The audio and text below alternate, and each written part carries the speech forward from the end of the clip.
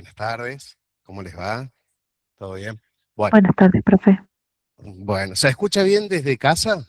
Buenas tardes. Sí, sí, profe. Buenas Sí, tardes. profe, se escucha bien. Excelente, gracias. Bueno, ante todo les pido disculpas la demora. Justo estaba viniendo en itinerario para acá y venía en el auto y a 60 metros una chica con una bici y un nene atrás se comió un pozo que no vio, pues estaba tapado con agua, se hizo pomada la chica, en ese instinto materno lo agarró el chico atrás, al chico no le pasó nada, pero con la chica quedó llorando, que eso yo tuve un ratito ahí hasta que se calmó. Les pido disculpas si corresponde la demora. Esa es la causa por la que llegué tarde. Si se quieren enojar, enójense, pero es eso. ¿Mm? ¿Qué es lo que vamos a hacer en el día de hoy? El tema que voy a dar yo ahora. Ajá, bien. El tema que vamos a ver en el día de hoy no entra para el primer parcial, sino entra para el segundo examen parcial. ¿Vamos hasta ahí? No obstante, voy a aprovechar, ¿por qué? Porque yo no les doy más clases después de esto, y vamos a tratar de, independientemente que yo tengo que dar renta de segunda categoría, voy a tratar de tirar algunos tips, por así decirlo, de cara a lo que es el próximo parcial. ¿Queda claro? Vamos a ver si me sale. Bueno, preguntas, dudas, inquietudes, planteos. Saludos a mi mamá. ¿Nada? Bien, perfecto. Bueno, vamos a arrancar. Las rentas de segunda categoría, ustedes ya han visto de una manera muy genérica que las personas humanas y sucesiones indivisas tienen 4 categorías. Rentas de primera categoría, que la han visto con la contadora Novero el día lunes, que corresponde a las conocidas rentas del suelo, ¿sí? Luego tenemos estas rentas que vamos a ver en el día de hoy, que sinceramente son complejas, ¿sí? Son complejas, que son las rentas de segunda categoría, que es por la colocación de un capital. Luego tenemos la renta de tercera y cuarta, una enfocada a un concepto empresario, y la cuarta categoría a lo que es una persona humana en el trabajo en relación de dependencia. Estas rentas de segunda categoría, en términos generales, o en principio, no insumen una alta carga de trabajo, ¿sí? Es decir, estas rentas primas, más que todo, una inversión por sobre el trabajo que nosotros realicemos. Por ejemplo, vamos a suponer que yo realizo una colocación de acciones, es decir, compro acciones de una determinada empresa. Y obviamente que no es que voy al azar y compro acciones y ya está. Seguramente o me asesoro o me pongo a analizar el concepto del mercado a ver cuál es la que, en base a mi matriz de riesgo, inversión, puedo llegar a comprar. Por caso, no sé, compro una tecnológica, IPF y demás. Entonces, ¿demanda tiempo? Sí, todo demanda un poco de tiempo. Lo que pasa es que una vez que compré la acción, ya directamente eso va a ir autogenerándose sin mayor problema. ¿Estamos? ¿Vamos hasta ahí, sí o no? ¿Se interpretó? Bueno. Si bien había mencionado en la primera charla que tuve con ustedes de que eh, la diferenciación que tiene una persona humana de las rentas de segunda a las rentas de tercera categoría, quiero volver con eso porque es un error recurrente que uno lo ve o en los parciales y en los finales, y necesito tener certezas de ustedes que están entendiendo el concepto. Nosotros tenemos, para una persona humana, aparte de las rentas de la primera y la cuarta categoría, rentas de segunda y renta de tercera. Y estamos hablando a nivel de empresa, ¿sí? Cuando hablamos de empresa, ¿sí? Si esta persona tiene colocaciones en sociedades de capital, va a significar rentas de segunda categoría. Si tiene rentas en sociedades de personas, como es la empresa unipersonal, como es la sociedad colectiva, subrayen sociedad colectiva porque después se lo toman y ustedes se confunden que es una sociedad de capital. O una asociación simple, estamos hablando de sociedades de personas. Y cuando es sociedad de personas, la diferenciación que se tiene es que las sociedades de personas tributan, no la empresa, sino tributa el dueño de la empresa, ¿sí? Entonces, una persona humana puede tener las 4 categorías, puede tener una, lo que sea, pero puede tener hasta las 4. Lo que quiero que identifiquen y distingan ustedes es que cuando yo tengo acciones o soy socio de una sociedad de responsabilidad limitada, todas son sociedades de capital, lo que va a suceder ahí es que voy a tener una renta de segunda categoría, que es lo que vamos a ver en el día de hoy. ¿Queda claro hasta ahí, sí o no? Repito, es muy común que le dan una SRL en el primer parcial, un ejemplo, un ensayo, un choice, lo que sea, y me lo relacionan con sociedad de capital. ¿Por qué viene la confusión? Porque si yo tengo acciones de, vamos a suponer, una empresa multinacional, ¿cuál se les ocurre a ustedes? De a uno. Coca-Cola, bien. Yo tengo acciones de Coca-Cola, ¿sí? Yo soy accionista, ¿estamos todos de acuerdo, sí o no? Entonces, al ser accionista de Coca-Cola, los dividendos que me abone Coca-Cola van a ser renta de segunda. ¿Vamos todos hasta ahí, sí o no? ¿Cuál es la confusión que nos viene en todo este entendimiento? Que en realidad la empresa Coca-Cola va a tener que tributar impuesto a las ganancias y sí, la empresa va a ser renta de tercera categoría. ¿Se interpreta, sí o no? Entonces, si nosotros miramos a la empresa propiamente dicha, la renta es de tercera, porque el sujeto de empresa, la renta es de tercera categoría. ¿Estamos de acuerdo, sí o no? Ahora bien, si Coca-Cola distribuye dividendos, ¿sí? Porque es una sociedad anónima, automáticamente eso para el accionista, es decir, para esta persona, va a ser renta de segunda categoría. ¿Estamos con ese preconcepto básico? ¿Se interpretó, sí o no?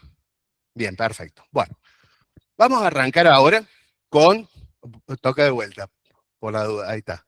Otra más, uno anterior, borramos, ahí está, listo.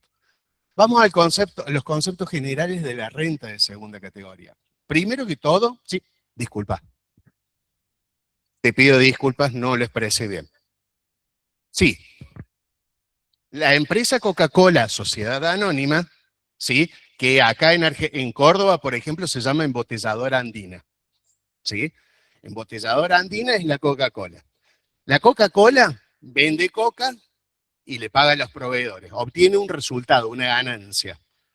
Por esa ganancia va a tributar impuesto a las ganancias. ¿Estamos de acuerdo? Bien.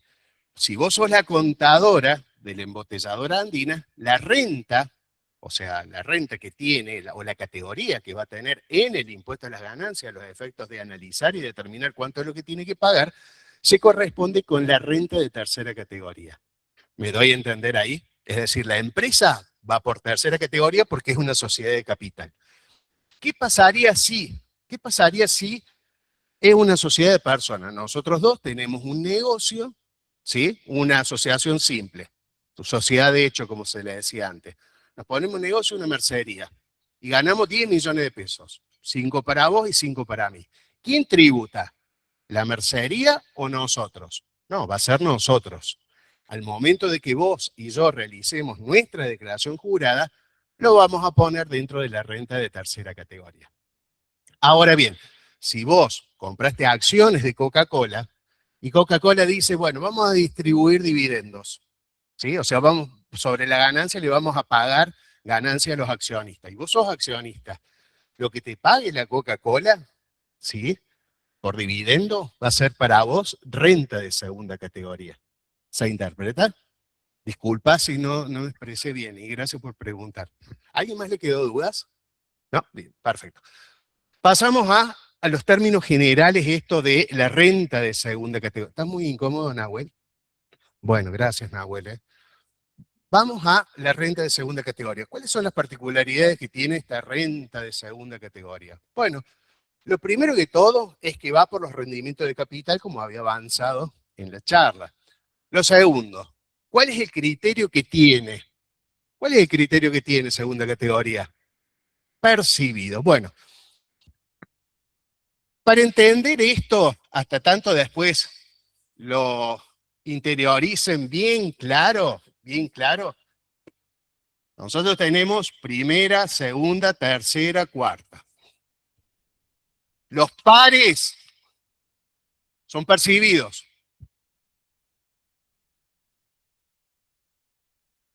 Los demás son devengado o devengado exigible y en el medio tenemos las excepciones de esa regla. Pero en términos generales, la regla de oro es, los pares son percibidos y con eso no se lo olvidan más. ¿Queda claro? Bien, entonces ya con eso, cuando le digan renta de primera, ven uno, no es par, entonces no es percibido, devengado. ¿Vamos? Bien. ¿Cómo? No, no hay problemas. Pasan cosas. No, está el... Ahí está. Bien, buenísimo. Ahí lo ponemos de vuelta, tocamos de vuelta, ahí está nomás. Bien, perfecto. Entonces, vamos a ver de que no todas las rentas, porque ese es en términos generales, lo que establece el artículo 24, apartado A. En términos generales, la renta es percibida. ¿Existen situaciones especiales en las cuales debe considerarse un concepto de devengamiento? Sí, sí, pero en términos generales nosotros vamos por el percibido. ¿Saben lo que es el percibido? El percibido es lo pagado, ¿sí? Yo cobré, listo, ya está percibido. Yo pagué, listo, ya está percibido. Tanto a nivel de ingreso como a nivel de gasto. ¿Saben lo que es el devengado también, no es cierto? ¿Han venido estudiando o no se acuerdan? Pueden decir que sí o que no, y está todo bien. ¿El devengado qué es? Para entenderlo, vamos a suponer que se anota en el gimnasio, ¿sí? La cuota vence el día 10. ¿Vamos todos hasta ahí, sí o no? Bien, perfecto. Estamos en el día 6 de mayo. ¿Puede el gimnasio obligarnos a que nosotros le paguemos la cuota que vence el día 10? No. ¿Por qué? Porque no se ha devengado. Ahora, el día 10, ¿puede venir la chica o el flaco del gimnasio a exigirnos que le paguemos? Sí, porque se ha devengado ese día. Y el día 11, más todavía. Es más, capaz que nos cobren un recargo, un interés.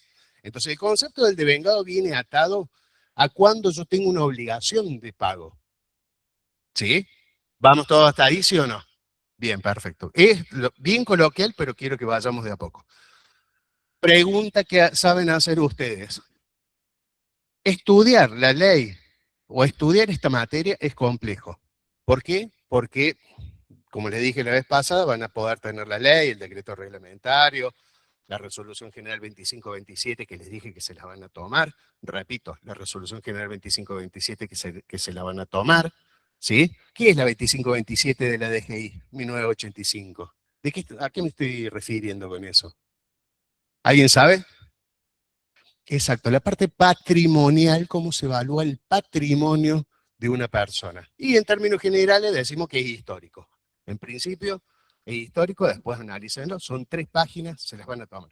Si vienen a leerla en el examen, no le va a alcanzar el tiempo. Entonces, nosotros tenemos el concepto de el percibido, ¿sí? ¿Qué otra cosa más tenemos?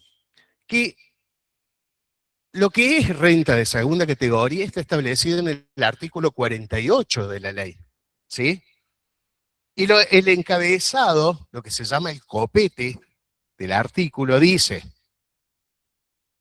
en tanto no corresponda considerarse renta de tercera categoría, son renta de segunda y empieza a enumerar.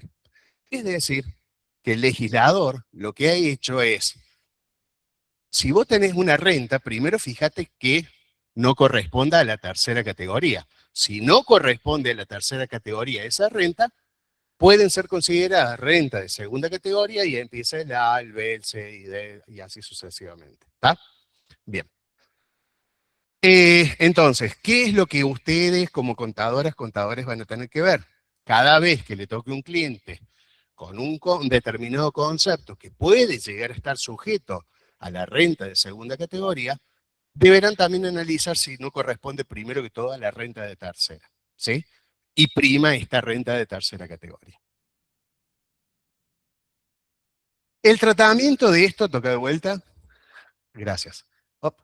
Bueno, El tratamiento de esto, de renta de segunda categoría, plantea dos cuestiones. La primera que toda es que hay muchas de las rentas que se encuentran grabadas por el impuesto a las ganancias que se encuentran exentas.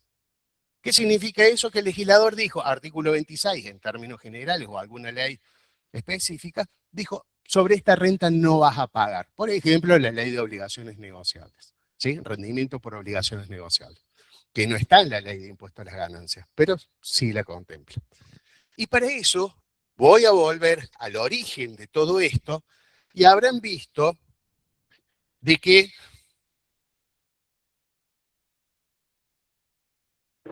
con el contador Farina, cuando vieron objeto del impuesto a las ganancias, habían visto este cuadro, un diagrama de Venn, en el cual sobre el universo de todas las rentas, teníamos rentas grabadas y rentas no grabadas o exceptuadas, ¿sí?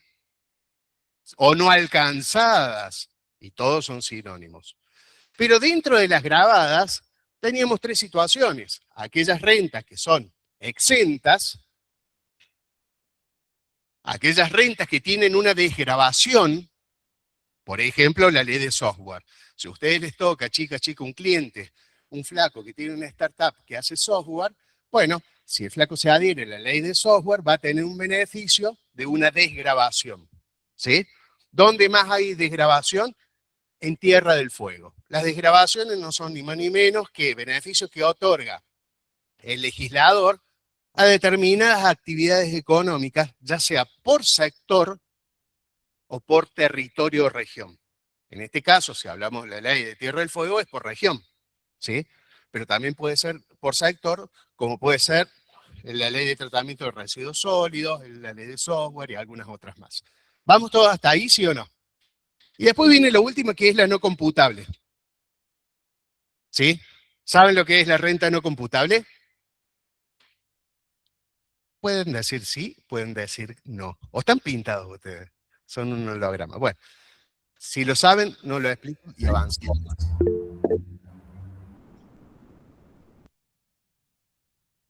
En realidad no son exentas, son no computables. A ver, se los explico cortito. Vamos a suponer una empresa, una SRL, que tuvo una ganancia de 100 pesos. ¿Sí?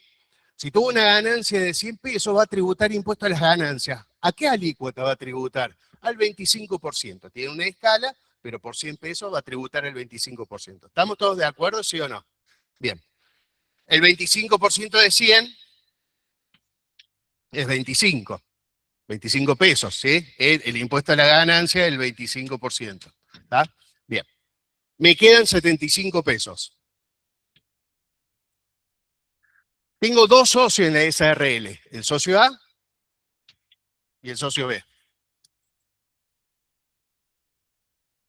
¿Vamos hasta ahí? Y dicen los socios, che, vamos a distribuir las utilidades.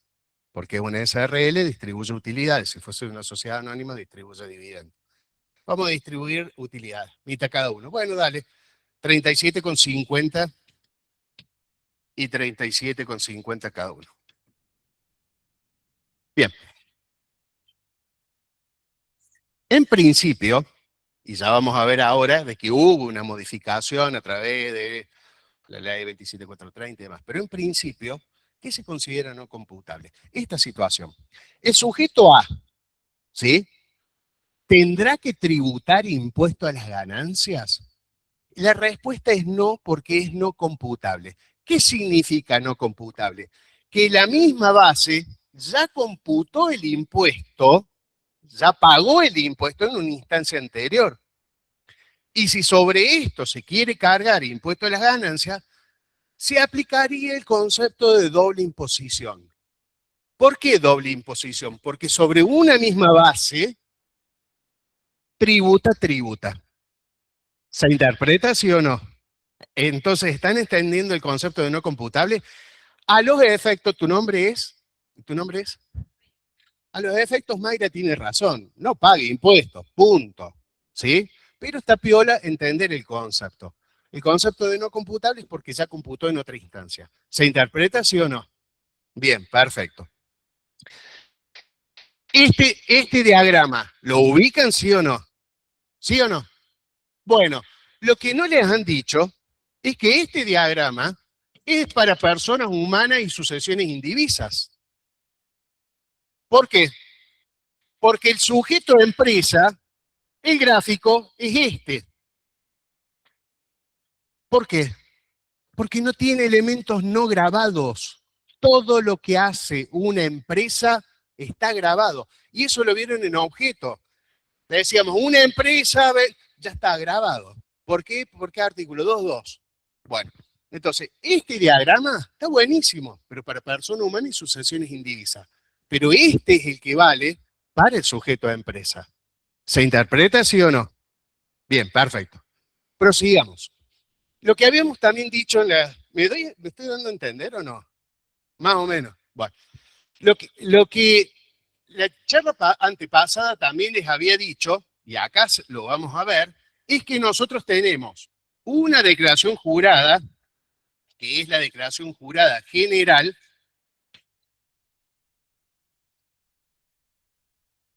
y después tenemos otras declaraciones juradas que son la que corresponde al impuesto cedular, ya sea por valores mobiliarios o por inmuebles.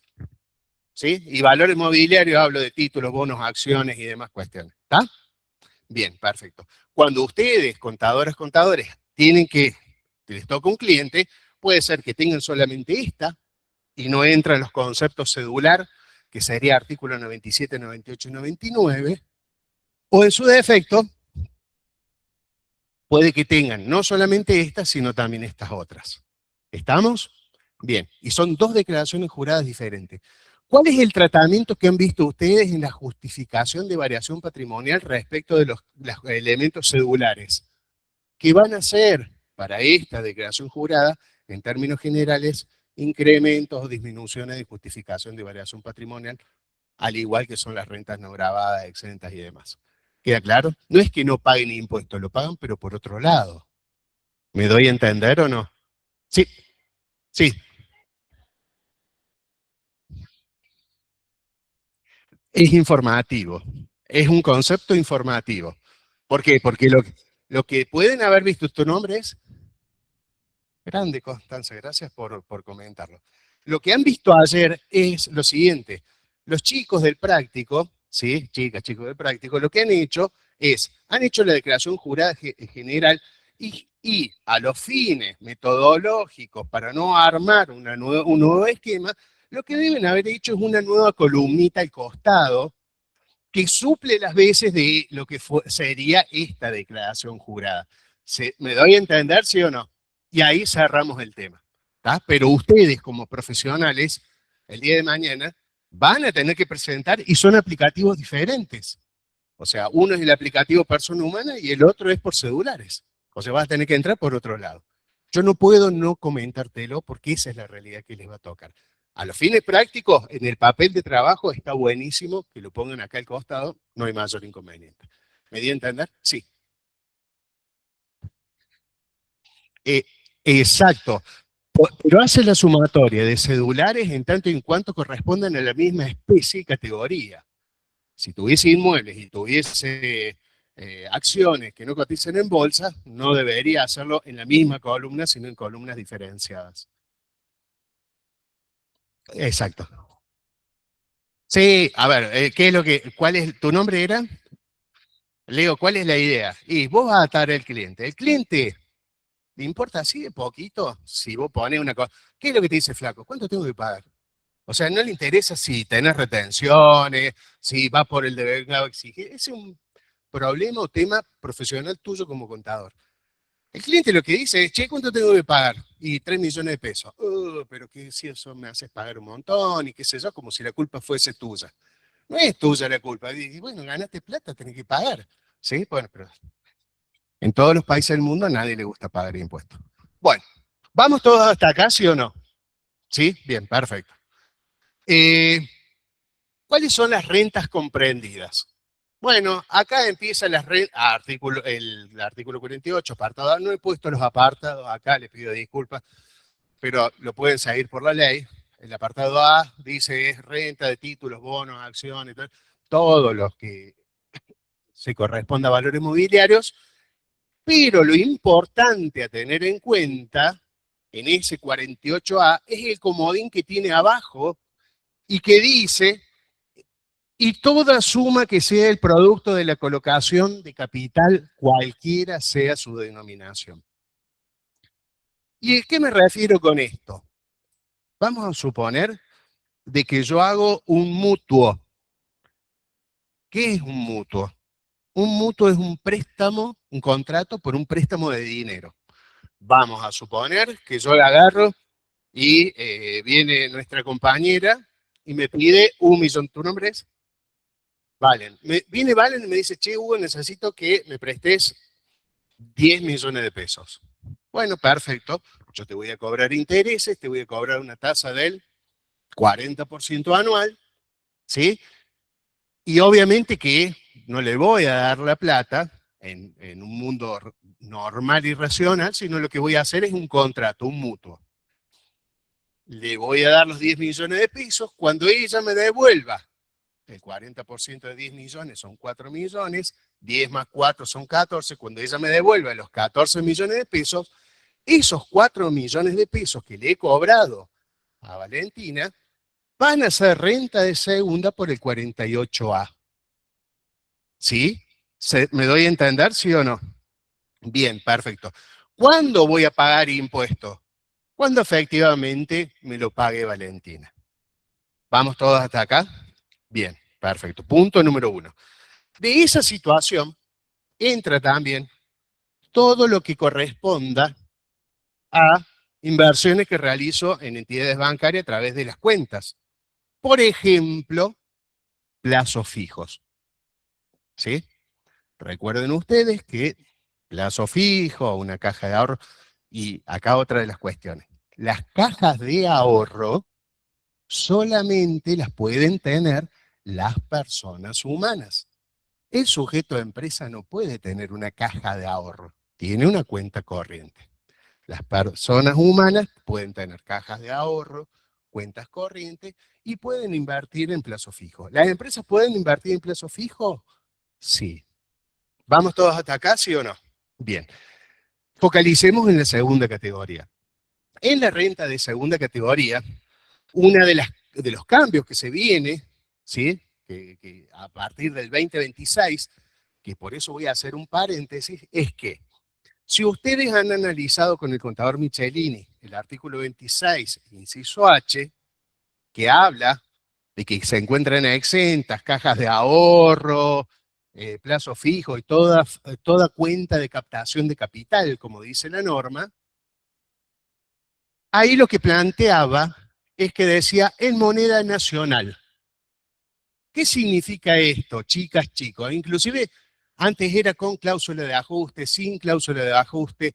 Yo tendría que explicarle la historia de las modificaciones del 2017 al 2025. Es una fumada de pipa que no la voy a hacer, sinceramente. ¿Quieren? Véanlo un sábado a la noche cuando no tengan sueño, lo leen del libro, ¿está? Son 3 páginas y ya está. No se lo voy a explicar. Yo lo que quiero es el ahora. El ahora, 2025, ¿cómo es el tema de plazos fijos? Los plazos fijos se encuentran grabados, pero exentos. ¿Qué plazos fijos se encuentran grabados, pero exentos? Los que realizan las personas humanas y sucesiones indivisas, punto número 1, que sean en pesos, en moneda nacional. ¿Y qué pasa si yo hice un plazo fijo con uva? ¿Saben lo que es uva? No es la fruta. ¿Saben lo que es la unidad de valor?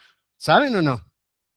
Es un índice, ahí está, es un índice que se aplica para ajustar los valores, ¿sí? Entonces, ¿qué pasa? Como habíamos tenido inflación y tenemos todavía inflación alta, lo que hace la gente es, si vos le metes en el plazo fijo y te da el 30%, en cualquier parte del mundo que te da el 3 o el 4%, voy a decir 30%, buenísimo, sí, pero la inflación fue de 40%, perdiste plata en términos reales.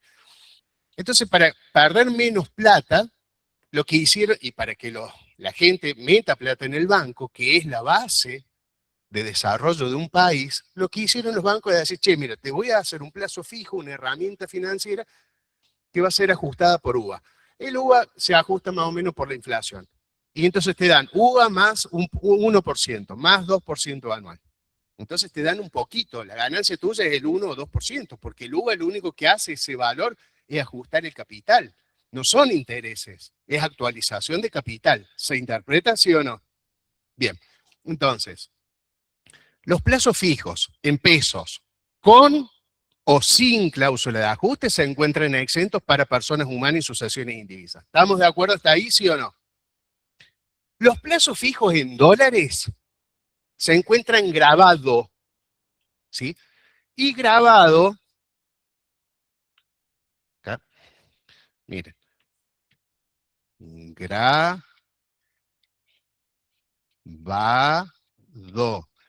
Grabado porque no va con B larga de grabar, sino viene de la palabra gravamen. Y cada vez que me ponen grabado con B larga, es como que me agarra urticaria en el ojo, porque no sé qué me pasa ese toque así de loquito que tengo.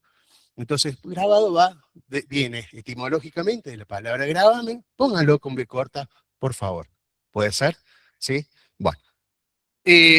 Entonces, los plazos fijos en dólares se encuentran grabados por el impuesto. Es decir, que van a formar parte de la renta de segunda categoría de nuestra clienta o cliente cuando nosotros realicemos la declaración jurada. Pero, ley de modernización laboral. ¿Qué es la ley de modernización laboral? Bueno, es esta ley que ha modificado la ley de contrato de trabajo, ¿sí? Que se lanzó y se aprobó en el mes de marzo de este año. ¿Están todos más o menos al tanto o no? Bueno, dentro de esa ley laboral, metieron ahí un chancuí y dijeron, bueno, y también los plazos fijos, no dice más en moneda nacional. Chau, listo, eliminamos. Entonces, los plazos fijos quedan exentos, ya sea en moneda nacional, pero ¿cuándo? A partir del año 2026. ¿Y qué es lo que pasa, chicas, chicos? Que nosotros le vamos a tomar este año 2025. Entonces, no quiero que se les meta el coágulo y que interpreten de que el plazo fijo en dólares para el año 2025 se encuentra exento, porque no está exento, está totalmente grabado. Para la declaración jurada del año 2026, si alguien deja la materia más adelante, seguramente va a haber una declaración jurada 2026 y van a tener que entender de que el plazo fijo se encuentra totalmente exento. ¿Vamos hasta ahí, sí o no? Bueno, enganchada de cancanes. A ver, una empresa constituye un plazo fijo. Una empresa constituye un plazo fijo. ¿Se encuentra grabado o no? Exacto. ¿Pero por qué se encuentra grabado? ¿Por qué? Porque una empresa. Pero si a ustedes le dicen justifique, ¿cómo lo van a justificar ustedes? ¿Se van a poner a escribir porque es una empresa y tal, zaraza, zaraza? La justificación es el artículo. ¿Qué artículo es? 2.2 entra dentro de lo que es el objeto. Bueno, lo que tendrían que hacer ustedes, y es ahí donde está, porque ustedes se ponen a ver y dicen, a ver, leo el 26H. ¿Está el 26H? Bueno, no está en el 26H, no dice nada, de que, porque no habla de sujeto en términos generales del 26, inciso H. Entonces, ¿qué es lo que va a pasar? Vamos a agarrar artículo 107, 108. Léete. Néstor, ¿te animas a leer? ¿Vos ves eso? Bueno, lee ahí. Sí. Evaluación. Evaluación. Los responsables que conforman lo previsto en el presente título deben practicar el ajuste por inflación que quedarán asimismo sujetos a las siguientes disposiciones. No le serán aplicadas las extensiones establecidas en los incisos H y T del artículo 26. Deberán imputar ganancia. ¿Qué es lo que me dice? Gracias, gracias. ¿Qué es lo que dice el artículo 108? El artículo 108 me dice, che, a ver, los sujetos que realizan ajuste por inflación, que son los sujetos de empresa, no les corresponde ni la exención del H ni la exención del T. Por lo tanto, si ustedes quieren decir un plazo fijo de un sujeto de empresa, está grabado por el 2.2. Y ahí ustedes tienen 99% correcto. Si ustedes quieren ser finos, tienen que poner 2.2 artículo 108, porque el 108 es el que dice que la exención no le corresponde. ¿Me doy a entender, sí o no? No le pedimos tan finito porque recién estamos viendo la ley. A ver, otra de las cosas. ¿Cuál es la pregunta que siempre me han hecho a mí? ¿Cuáles son los artículos importantes que tengo que ver en el primer parcial? ¿No se hacen ustedes la pregunta? ¿Cuáles son los importantes? Bueno, a ver, vean el práctico, fíjense cuáles artículos se mencionan. Y esos son los que van a leer. Y si aparece el artículo 2.2 17 veces, mucho les voy a agradecer que lo lean 17 veces. Porque ese es el importante. Artículo 8, 4 veces. Bueno, leanlo 4. 51, una vez. Leanlo una vez, tranquilo, para entenderlo. ¿Se interpreta por dónde va la cosa? ¿Sí? Bien. Así deberían ustedes analizar para concentrar. Y el día de mañana, el parcial, lo que sea, o el final, no irse a la fuente a ver qué era lo que decía, porque seguramente va a estar bien. Si lo han leído 17 veces, seguramente no hace falta que vayan a ver qué es lo que dice el artículo 2.2. ¿Sí? Bueno, dicho esto, tenemos entonces renta de título, cualquiera sea su especie, locaciones de cosas muebles, y acá también dice derechos y regalías y subsidios periódicos. Ya vamos a ver qué es una regalía. Rentas vitalicias, ganancias o participaciones de seguro en la vida, beneficios.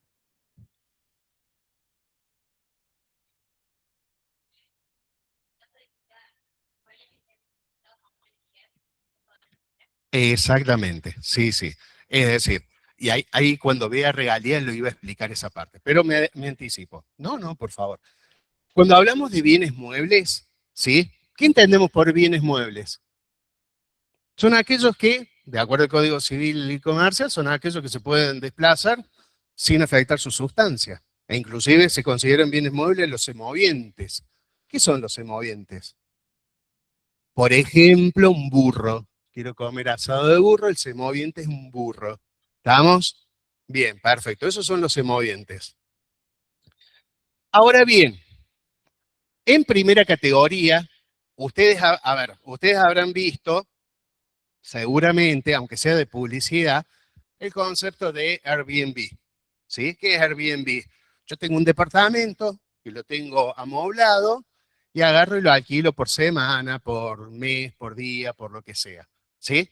De acuerdo a mi conveniencia. Bien. ¿Qué hacemos nosotros? ¿Alquilamos un inmueble o alquilamos un inmueble con muebles? Alquilamos un inmueble con muebles. En ese caso, por ejemplo, en principio, sería una renta de primera categoría y esos bienes muebles formarían parte del inmueble. ¿Sí? Es lo que se conoce de una manera contractual por bienes inmuebles por accesión. ¿Sí? El inmueble por accesión, desde el punto de vista civil y comercial, son aquellos muebles que se instalan en la propiedad. Por ejemplo, un aire acondicionado. Por ejemplo, un inodoro. Yo no agarro, voy a alquilar, me llevo mi inodoro porque me siento cómodo y me lo llevo a mi casa y lo dejo el flaco sin inodoro con el hueco puesto. No. Entonces, ¿es un bien mueble el inodoro? Sí, pero no lo voy a estar sacando porque forma parte de la propiedad. ¿Se interpreta sí o no? Bien, perfecto. Entonces, los bienes muebles que son por accesión, accesorios al contrato, se deben considerar renta de la primera categoría. Ahora, cuando uno alquila un bien mueble propio, vamos a suponer un ejemplo. Muere, muere mi tía, que tenía una despensa, ¿sí? y me tocó de herencia una heladera para enfriadores de botella. Y yo no tengo un kiosco ni en mi casa pinta tener esa heladera. Entonces viene un flaco amigo y me dice, che, ¿me la alquilás? Porque no te la tengo ganas y la pruebo y después veo si te la puedo comprar. Bueno, listo, te la alquilo. ¿A cuánto? 20.000 pesos por mes. Listo. Ahí estoy haciendo un alquiler de un bien mueble y esa ganancia de los 20.000 pesos mensual y demás va a ser renta de la segunda categoría. ¿Se interpreta sí o no? Bien, perfecto. Sigamos. Beneficio por cumplimiento de requisitos provenientes de planes de seguro de retiro privado. ¿Qué otra cosa más? Toca el de vuelta el botón. Intereses o rendimientos de títulos, bonos y demás que estén autorizados por la Superintendencia de Seguro de la Nación, en tanto no tengan origen en el trabajo personal. ¿Por qué en tanto no tengan origen de trabajo personal? Porque si estos intereses o rendimientos de título, bono, tienen una correlación con cuestiones laborales, todo lo que sea emergente de conceptos laborales es renta de cuarta categoría. ¿Vamos hasta ahí? Bien. Y de este beneficio se pueden detraer los aportes no deducibles. Rescate neto de aportes de planes de seguro privado, en el caso de que existe un desistimiento, que esto ya lo habíamos visto en la charla pasada. Pasa por favor ahí está, sí.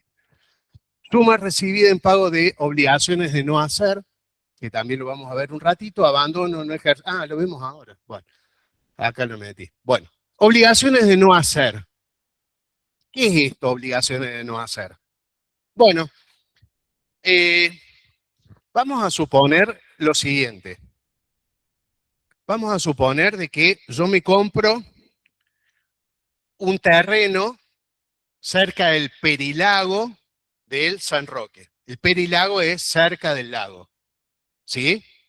¿Estamos todos de acuerdo hasta ahí? Yo me compré un terreno, construyo una casa en base al FOS.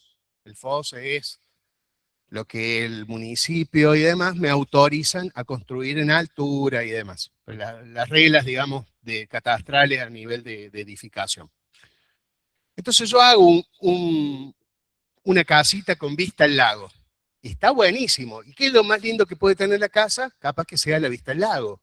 De levantarme ¿cómo se llama? De dormir, abrir las ventanas y ver todo el lago, los árboles y todas las cosas lindas y bonitas. ¿Vamos todos hasta ahí, sí o no? Bueno, resulta ser de que vino un flaco y compró el terreno de adelante, que es el último terreno, porque después no se puede vender y después viene el lago. ¿Y qué es lo que va a pasar con eso? Que si el flaco me construye una edificación muy alta, ¿qué es lo que voy a perder yo? Todo lo visual. Entonces yo lo que necesito, o si me quiere poner libustrines o árboles de altura y todo lo demás, yo termino viendo el árbol. Y te dicen, y el lago, mira, escúchalo, pero está de esos árboles atrás. Ya no lo vemos más. Entonces existe una condición que nosotros le podemos decir al flaco, che, mira, yo te voy a pagar X cantidad de plata para que el desarrollo inmobiliario que vos realices, tu casa, lo que sea, tu loft, lo que sea, o todo lo que corresponde a la parte verde, vivero, arboleda y todo lo demás, no supere de tanta altura. Entonces yo le doy la plata, el flaco está de acuerdo, hacemos un contrato que se denomina obligación de no hacer. Las obligaciones de no hacer, que están grabadas en la renta de segunda categoría, se corresponden a obligaciones de no hacer civiles, del derecho civil. ¿Por qué? Porque puede ser que existan otras obligaciones de no hacer, como, por ejemplo, el no ejercicio de una actividad. Y ustedes dirán, ¿cuándo se da esto de una obligación de no hacer el no ejercicio de una actividad? Bueno, por ejemplo, hay una persona que tiene una farmacia, no en una ciudad, sino en un pueblito, ¿sí? Y obviamente el farmacéutico sabe no solamente quién le salió prurito entre las piernas o en el cuello o aquella que vino a buscar un EVA-test, o sabe todo el flaco ese, ¿sí? O sea, es un libro abierto en el pueblo, ¿sí? Y como es reservado, la gente va, pues si no, no iría a esa farmacia, iría a la del pueblo siguiente o a la ciudad. Pero como el tipo es reservado, ya está. Entonces, ¿vamos todos hasta ahí? Bien, perfecto. Vamos a suponer de que el tipo ya está cansado del pueblo, no tiene muchas más ganas de vivir ahí, de trabajar, lo que sea. Se quiere vivir a Honduras. Bueno, entonces, ¿qué es lo que hace? Vende la farmacia. Al vender la farmacia, se denomina venta de fondo de comercio. Al vender esa farmacia, por lo general lo que viene acompañado de la venta de esa farmacia es una obligación de no hacer. Y es que el flaco ese no solamente que me vende la farmacia, sino que no va a poder poner una farmacia en el radio de 25 kilómetros. ¿Por qué es eso? Porque si, vamos a suponer que se llame Pepe García, porque si Pepe García vende la farmacia, yo la compro, se me pone, el flaco se va, a los 3 meses vuelve y se pone otra farmacia en la otra punta del pueblo, del otro lado de la vía, ¿qué es lo que va a pasar? ¿La gente piensa que va a venir conmigo o va a volver con Pepe? Y va a volver con Pepe. Entonces yo tengo que garantizarme que el fondo de comercio que le estoy comprando me sea redituable y que don Pepe el día de mañana no me sea un problema desde el punto de vista económico. ¿Se interpreta sí o no?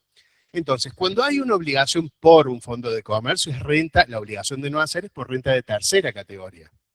¿Vamos hasta ahí, sí o no? Obligación de no hacer por renta de cuarta categoría. Bueno, yo tengo un amigo que el tipo estudió conmigo, estudió acá en esta facultad, no brillante, sino súper brillante, ¿sí? Estudió no solamente la carrera de contador, sino la de economista e ingeniería en sistema al mismo tiempo, ¿sí? Le hizo la carrera en el tiempo correspondiente, un tipo brillante, se fue a vivir afuera, Cambridge, después estuvo en Estados Unidos, en el MIT, bueno, tipo brillante.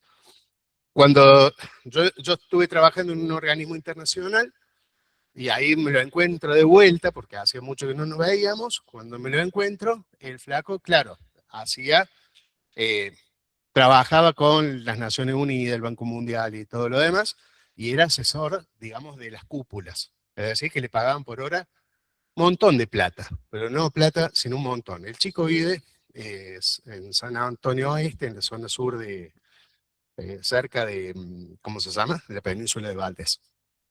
¿Qué es lo que pasó con este flaco? Primero que todo, se casó, tiene una familia y todo lo demás, pero vivían en Kuala Lumpur, de Kuala Lumpur 2 años en Hong Kong, de Hong Kong se iban a New York, de New York se iban a Madrid, de Madrid pasaban a Ginebra, depende el cargo. La pareja, la esposa, que también es de la zona del pago, dijo, che, mira, yo ya me cansé de viajar, los chicos ya tienen que mesetarse, yo me vuelvo con la familia, nos volvamos con la familia, entonces me dan una mano y de paso le damos contención. Listo. Total, vos laburás en el avión, vas, volvés y demás. Bueno, se vuelve a Argentina. Cuando se vuelve a Argentina, hay 2 estudios contables de pesca, la actividad más importante es de pesca. Uno de los estudios contables de pesca, que es el más grande de todo, se entera de que viene. El flaco este, que nosotros le decimos Mastercard, porque tiene máster de todo, de lo que se le ocurre a ustedes, de microondas también, pintar mandalas también, todo tiene máster el flaco. Se enteran de que viene acá, y bueno, nos juntamos con una asado y me dice, ¿sabes lo que me pasó? Y no sé, cayó $1.000.000, porque siempre cuenta cosas raras así. Bueno, no, ¿qué pasó? Cuando llega a Ezeiza, automáticamente lo estaba esperando un hombre de traje, saco y corbata. Me dice, no me esperaba mi mamá, no la vi en mi mamá, no, me agarró un flaco este, que era el contador del estudio. Y le digo, ¿qué pasó? No, me dice, ¿sabes lo que me pasó? Me sentó en un bar, qué sé yo, y me ofreció que me daba, a plata de ahora, supónganse, $10.000 para que no ejerciera la actividad. Dice, yo nunca iba a hacer la actividad contable acá en el pueblo. Así que la suerte que tiene el brillante este, que no solamente que labure y todo lo demás, sino que encima le pagan para que no ejerza la actividad de contador en San Antonio. solamente le pasa a él y a algún marciano más, porque no tengo otro flaco que tenga ni, a ver, te gana 6 veces el Kini 6, él se lo gana 7. Entonces, no sé cómo expresarlo. Bueno, esa obligación que tiene él de no ejercer la actividad en determinado lugar, como es laboral, es renta de cuarta categoría. ¿Se interpreta sí o no? Entonces, diferencien ustedes cuál es la renta de segunda, de tercera y cuarta. ¿Por qué? Primero que todo por el criterio. No es lo mismo que vaya por lo devengado que vaya por lo percibido. ¿Estamos? Y segundo, por las deducciones potenciales o posibles que pudiese llegar a tener. Tema de interés accionario. El interés accionario lo saben tomar en las cooperativas, lo saben tomar en el primer parcial. ¿Sí? Bien. ¿Vos tenés reloj? Qué lindo reloj. Bueno, vos me avisás cuando sean ¿qué hora es? Las 7. ¿Me avisás cuando sean las 7:25? Dale, gracias. Bueno. Cooperativas. Saben tomar en el primer parcial. Vamos a hacer un plumerío, un repaso. Las cooperativas, ¿saben lo que son unas cooperativas, no es cierto? ¿Saben lo que es una cooperativa o no? Más o menos tienen una noción, ¿sí? A ver, es un conjunto de personas que se pone a desarrollar una actividad y obviamente que no tiene fin de lucro. ¿Vamos hasta ahí? O sea, la idea es generar una actividad. Dentro de las cooperativas tenemos diferentes, las cooperativas de trabajo, cooperativa de crédito, cooperativa de consumo, ¿sí? Financieras, por ejemplo, el Banco Credit Coop es una cooperativa. Sancor es una cooperativa.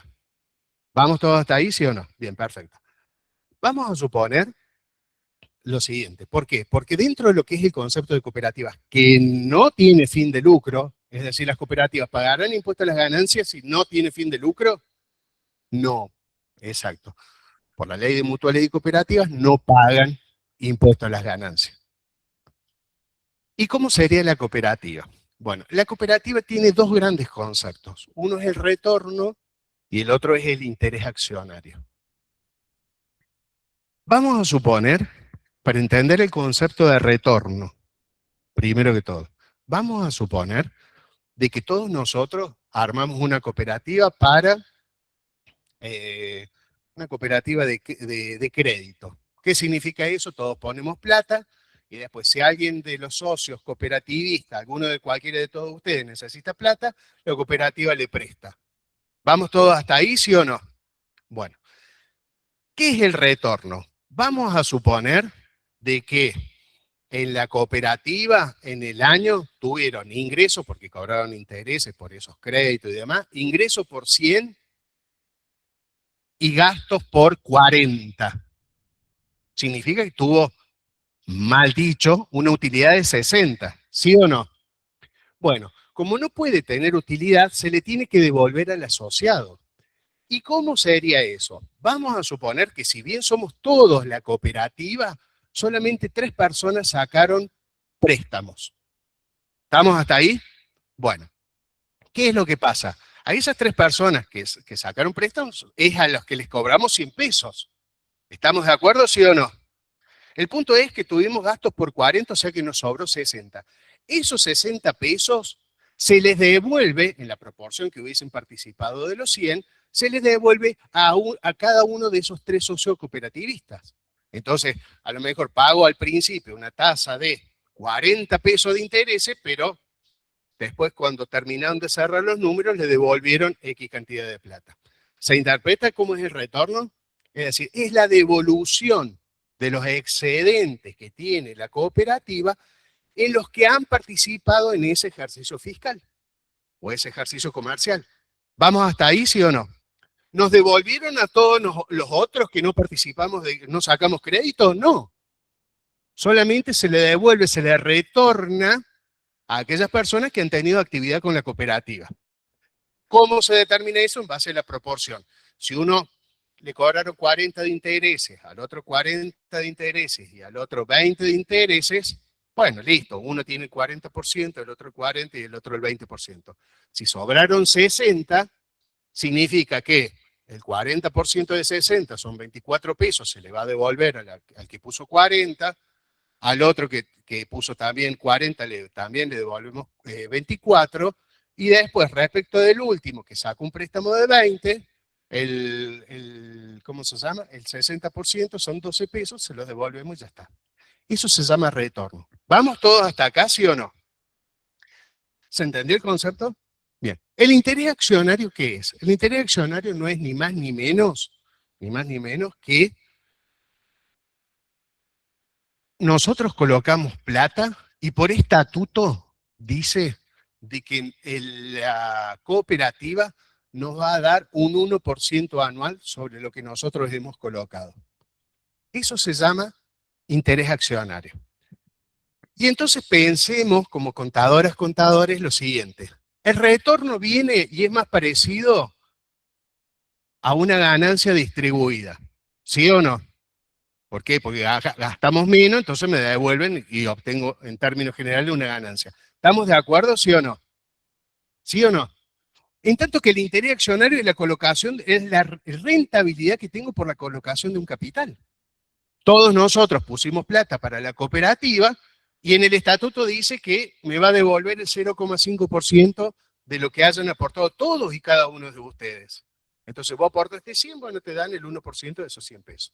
Te da un peso. ¿Se interpreta, sí o no? Entonces, es colocación de capital. Y cuando hablamos de colocación de capital, que es el interés accionario, ¿qué renta tiene como eje la colocación de un capital? La segunda categoría. Y acá vamos a la segunda cuestión.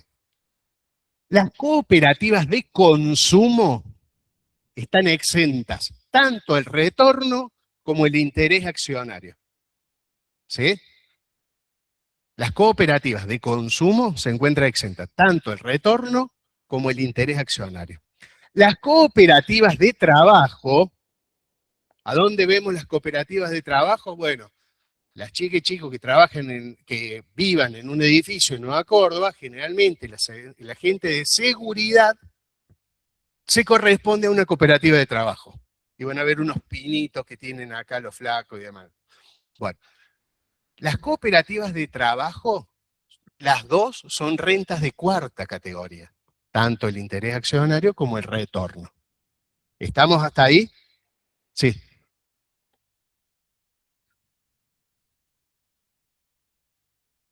Totalmente diferentes.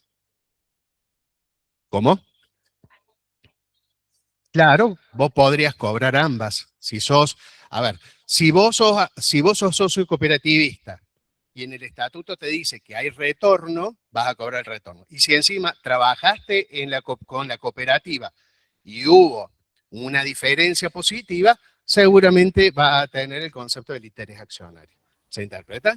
Bien, perfecto. Profe, hola.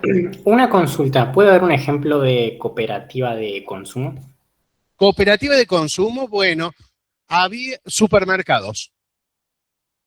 Hay supermercados que son cooperativistas. Vamos a suponer de que en una localidad el servicio para que llegue la mercadería y demás no es bueno. Entonces se juntan un montón de personas para hacer un consumo genérico. Compran hierba, compran azúcar y demás, se arman como un supermercadito y ese supermercado trabaja a modo de cooperativa. Creo que, yo no me acuerdo si es Almacor o hay algunos de esos que puede que sea supermercado cooperativista. Pero la de consumo también puede llegar a ser, vamos a suponer que nosotros somos todos productores rurales, que tenemos ganado ovino, bovino, porcino, equino, lo que a ustedes se les ocurra, y necesitamos pasturas. Entonces, ¿qué es lo que hacemos nosotros?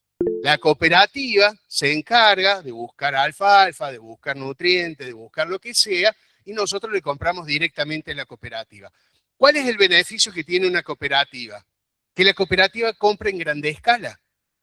Si yo compro, a lo mejor compro X toneladas de algo, o si voy al supermercado voy a hacer una compra de 3 paquetes de yerba y demás. Ahora, cuando la cooperativa compra 500 paquetes de yerba, obviamente que el precio es diferenciado, ¿sí o no?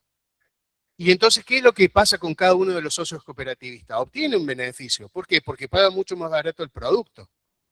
Entonces, las cooperativas de consumo, que es la parte del cooperativismo, hay veces se utiliza mal, por ejemplo, esta cooperativa de trabajo es muchas veces para negrar gente, pero el fin de la cooperativa en términos generales muchas veces es muy positivo. También hay otras cooperativas que se van de mambo, que son las típicas cooperativas de determinados pueblos o ciudades, en el cual tienen todos los servicios y te cobran un ojo de la cara, tenés internet 2K, y te cobran como si te lo estuviera dando Elon Musk a través de un satélite nuevo.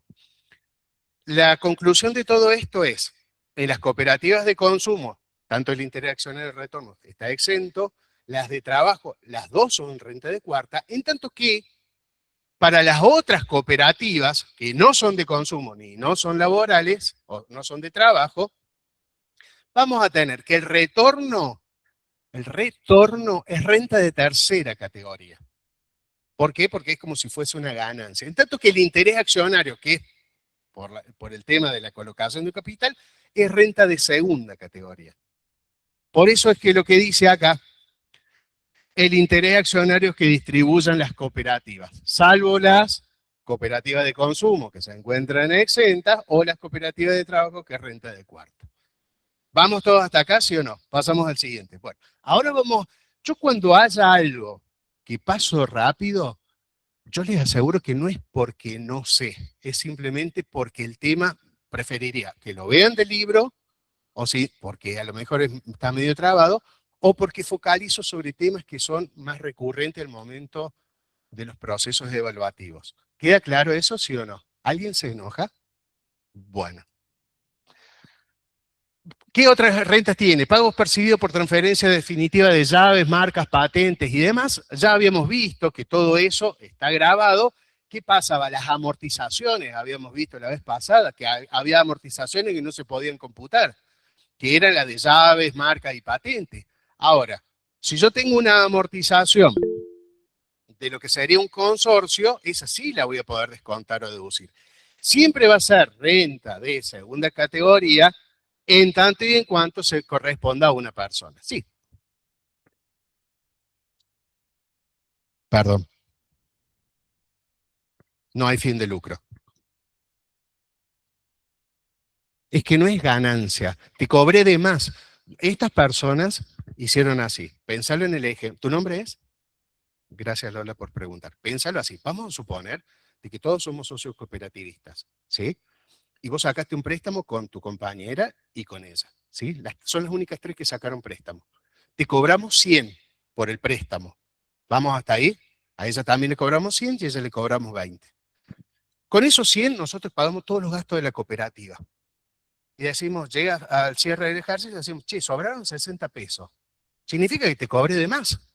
Entonces yo te devuelvo la plata. No es que queda para la cooperativa. La cooperativa tiene que quedar saldo cero. Entonces, como le sobra, tiene un excedente, lo distribuyen los que efectivamente han trabajado en la cooperativa. Tu caso, el de tu compañera y el de ella. Entonces te devuelvo. A nivel de cierre, me queda en efecto cero. ¿Por qué? Porque a vos te cobré 40, pero te devolví 24.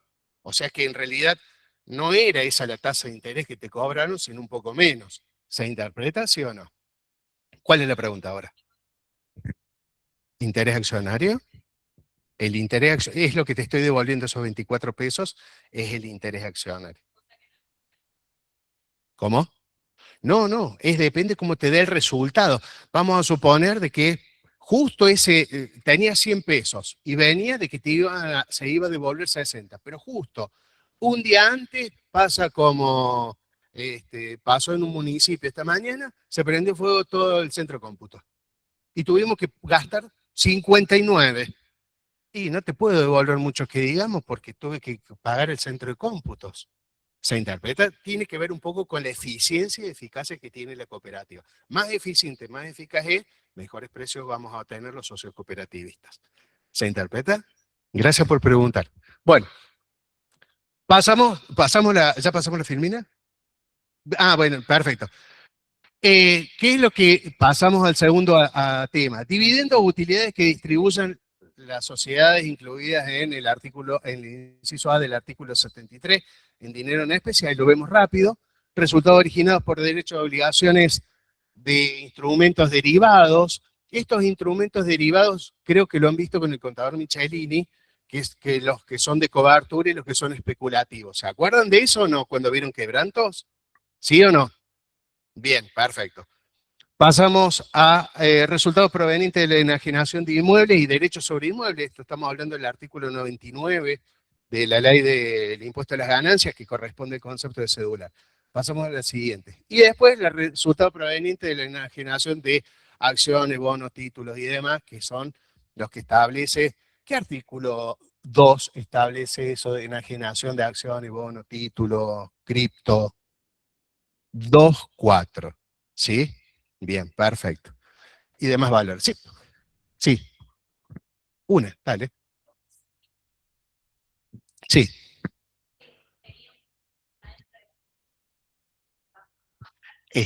Corresponde al concepto primogenio desde el punto de vista metodológico-conceptual a la segunda categoría. Pero tiene un tratamiento diferenciado porque se hace otra declaración jurada, o ustedes al momento de la resolución lo ponen en una tablita o en una columnita separada. ¿Se interpreta? Claro. Exacto, no va en el esquema general, va por fuera. ¿Está? Profe, Sí, perfecto. Sí. sí, disculpe, ¿podría explicar brevemente lo que serían lo que dijo anteriormente de instrumentos derivados especulativos? Ajá, bien, perfecto. Bueno, a ver, lo vamos a explicar bien rápido. Los instrumentos estos se utilizan, ni más ni menos que estábamos mencionando, se utilizan para dos fines, ¿sí? En realidad es, por así decirlo, hacer futurología, por un lado. ¿Por qué? Porque vamos a suponer, no sé quién está preguntando, el nombre de quien está preguntando, pero la idea es que dentro de estos instrumentos derivados podemos tener dos tipos, uno de cobertura y el otro especulativo. Vamos por el de cobertura. Vamos a suponer de que yo soy un sojero, ¿sí? Que proceso y hago lecitina de soja. Y esa lecitina de soja se lo vendo a los hindúes. Cuando yo hago un contrato de comercio exterior, por lo general no es que me compran una vez y ya está. Generalmente en todo lo que es el tratamiento de COMEX, comercio exterior, lo que se hace es un contrato de mediano término. Y mediano término puede ser 3 años, 4 años, 5 años. Puede haber cláusula de salida, pero en términos generales se da un periodo de tiempo en el cual yo tengo que proveerle a los hindúes 500 toneladas de lecitina de soja. Todos los años le tengo que dar 500 toneladas. ¿Cuál es el problema que yo tengo? O empezamos así. Si yo tengo que tener lecitina de soja, mi principal materia prima es la soja. Entonces, ¿qué es lo que sucede? El valor de la soja o mi cosecha de soja puede ser que la tenga, ¿sí? Pero puede ser que me caiga la piedra, que me caiga el agua y demás y pierda todo. Y yo tengo que asegurarme, sí o sí, de tener esa cantidad de soja para hacer la lecitina de soja. Entonces, ¿qué es lo que hago? Yo analizo mercado y digo, a ver, la soja hoy está en 480 la tonelada, supongo que el año que viene va a estar en 450 o en 490. Pongo un valor, ¿sí? Como ustedes no han visto administración financiera todavía, put, call, swap y todo lo demás, no me voy a meter en eso porque es largo. Pero en términos generales vos lo que querés hacer es tener un precio de referencia, cosa de que si la soja el día de mañana está en 600 pesos, por decir un ejemplo, o $600, yo lo que voy a poder hacer es, como hice un pacto con una persona que me lo vende en 490, esa persona me va a tener que vender la soja a $490 a mí. Y entonces yo ya tengo, como quien diría, una cobertura de una fluctuación de precio, ¿sí? En este commodity. Commodities son aquellos bienes que tienen un valor transparente en mercados internacionales, como puede ser el oro, el cobre, el petróleo y demás. Entonces, ¿qué es lo que hago con un contrato de cobertura? Lo que quiero hacer es asegurarme de que alguien me lo va a poder vender a 490, que a mí me cierra económicamente para generar mi negocio. ¿Qué pasa si la soja está en 450? Bueno, no ejerzo la opción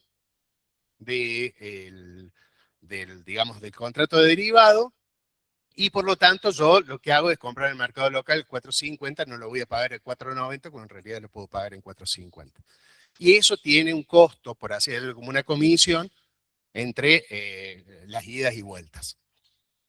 El contrato especulativo es pensar en los flacos que están en las mesas de negocio del mercado de valores, de la bolsa de Chicago, donde ustedes quieran, donde intervienen los conceptos de acciones, y viene un flaco y dice, yo creo que el petróleo, con la situación de Trump, en mayo va a estar en 160 el Brent.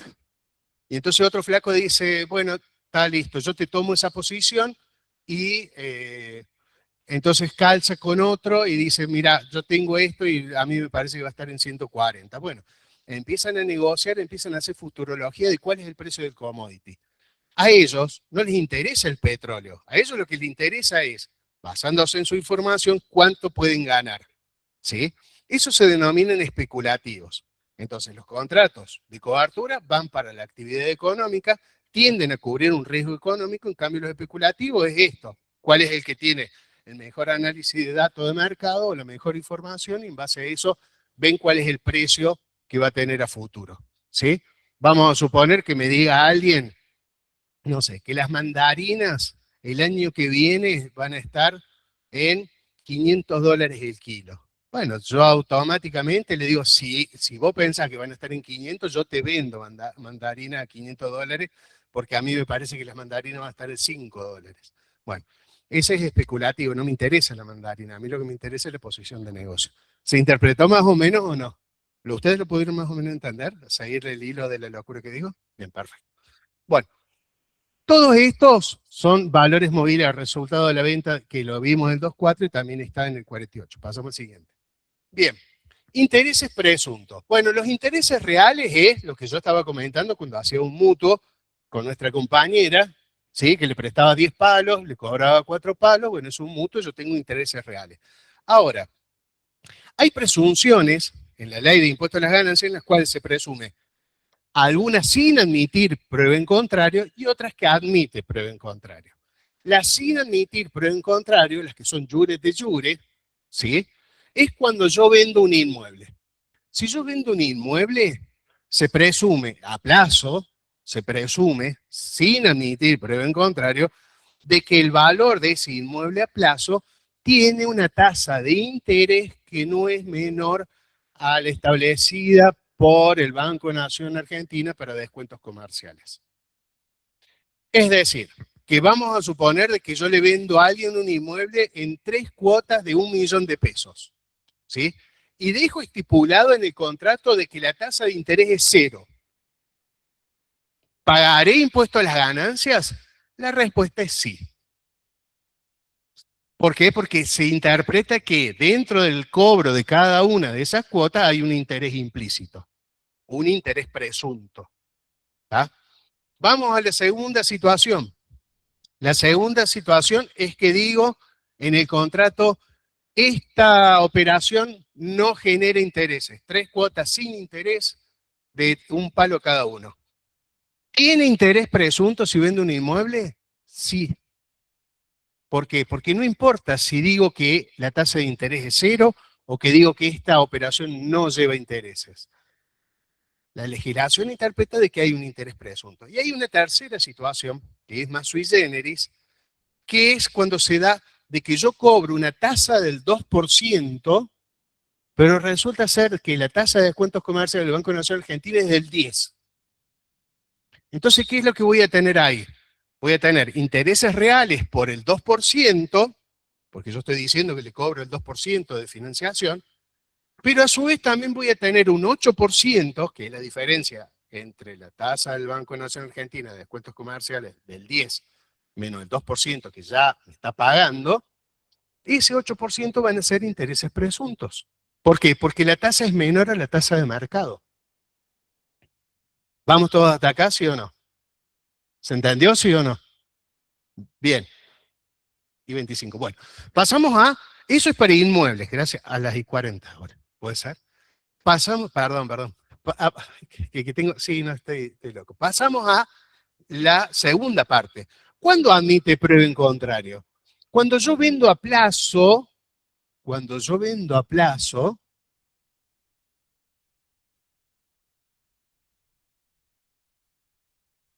bienes muebles o derechos, ¿sí?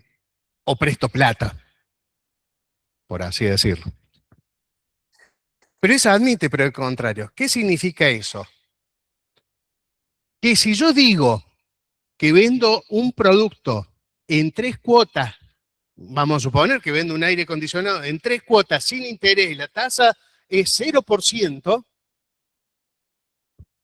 ahí no hay interés presunto. ¿Por qué? Porque yo estoy diciendo que la operación va a tener 0%. Y es por eso que si ustedes agarran las revistas de las grandes superficies, por ejemplo, ¿saben lo que es una grande superficie? Carrefour, Walmart, esas, ¿se entiende ahora? El Dino, Hiperlibertad, Supermami, todas esas cosas son grandes superficies. ¿Sí? Bien. Por eso es que en las revistitas o Easy, cuando a ustedes les llega, dice que la tasa te lo den en 18 cuotas, tasa de interés 0%. En términos generales, lo que quieren hacer es eso. La realidad es que nosotros sabemos que el precio ese es una ficción. Pues dice, precio de lista, 100 pesos, pero si lo pagás de contado te sale 60. Bueno, me estás matando ahí, pero eso tiene que ver por una ley de defensa del consumidor. Sí.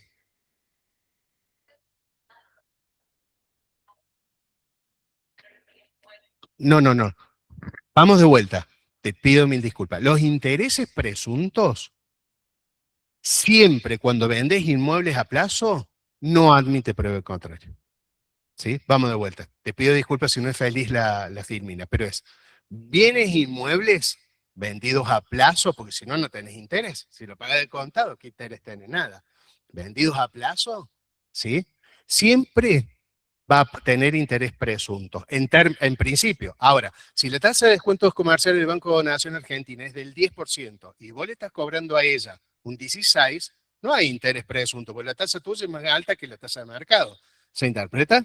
Ahora bien, ¿cuándo se da eso? Cuando la tasa es 0, cuando no se dice nada, o cuando la tasa es menor, ahí aparece o nace el interés presunto.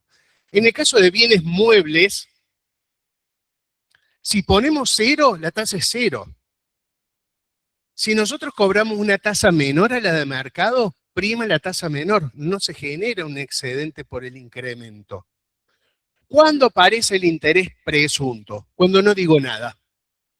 Si yo digo, te vendo esto en 3 cuotas y no puse nada de la tasa de interés, nada, bueno, se presume ahí de que hay interés presunto. Y acá vamos con una cuestión de que cuando se presume este tema de interés que admite prueba en contrario.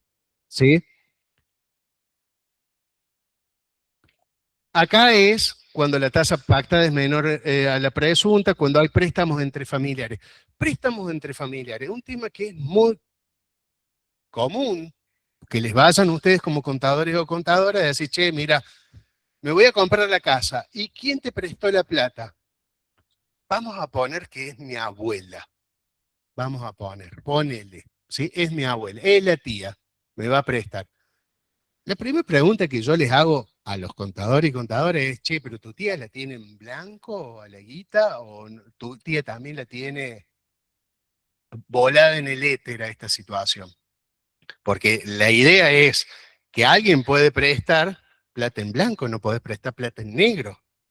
¿Sí? ¿Cuál es la plata en blanco y cuál es la plata en negro? La plata en blanco es la que realmente está exteriorizada a través de una declaración jurada, tiene su debida justificación. La tía vendió un departamento. Puede justificar de que te va a prestar la plata. ¿Sí?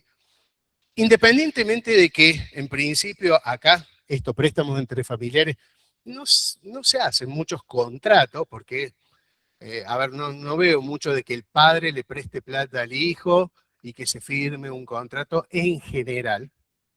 La idea es que sí, ustedes, como contadores, tienen que velar porque su cliente tenga un indicio del movimiento de fondos. Por ejemplo, Si le prestó a la tía porque vendió un departamento, la plata del departamento entró a su cuenta corriente y de la cuenta corriente se la transfirieron a ustedes y ustedes compraron el terreno, lo que fuese que tenían que comprar. Bueno, existe un medio de rastreo para justificar de dónde ustedes surgen los fondos, ¿sí? No me voy a poner a hablar de la UIF, que es la Unidad de Información Financiera, ni nada por el estilo, porque eso lo doy en tributario notarial para los escribanos. Pero en términos generales, sepan ustedes de que sí van a tener que fundamentar o respaldar de dónde el flaco este, que estaba más seco que una galletita de agua, de la noche a la mañana vive en un country. ¿Por qué? Y se murió la tía. ¿Está? Bueno, por ejemplo, recibió la herencia. Bueno, esas cuestiones que pasan. Pasamos a lo siguiente. Bueno, acá está lo que yo les había comentado, ¿sí? Pasamos a lo siguiente. Renta vitalicia. ¿Qué es la renta vitalicia? Bueno, la renta vitalicia no es ni más ni menos que el pago que me pueden llegar a dar de una sola vez o en cuotas por haber colocado un capital, ¿sí? Por ejemplo,